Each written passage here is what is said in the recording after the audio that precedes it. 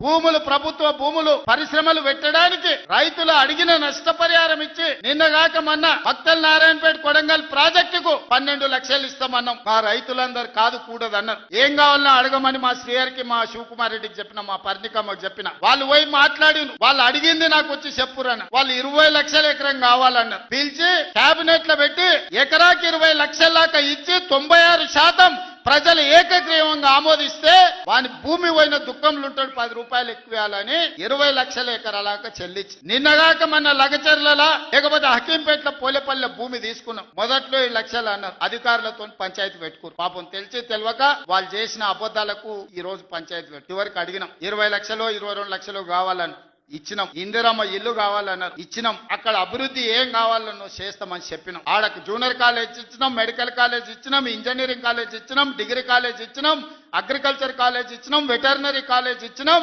ఈ రోజు సైనిక్ స్కూల్ ఈ రాష్ట్రంలోనే లేదు. సైనిక్ స్కూల్ ని కూడా ఈ రోజు లగచర్ల కాడికి తీసుకొచ్చి పెట్టినాం. ఇవాళ రాష్ట్రంలోనే ఒక ఆదర్శంగా 250 ఎకరాలలో ఒక ఎడ్యుకేషన్ హబ్ కడుతున్నాం. ఈ రోజు మేం పోయి ఆ ఊరికో ఈ ఊరికో ఆ పట్టణానికో పోయి చదువుకున్నాడు కాదు. తెలంగాణ రాష్ట్రంలో నలుమూలల నుంచి కొడంగల్కి వచ్చి చదువుకునేటట్టు ఒక ఎడ్యుకేషన్ హబ్బే ఈ రోజు కొడంగల్ కడుతున్నాం.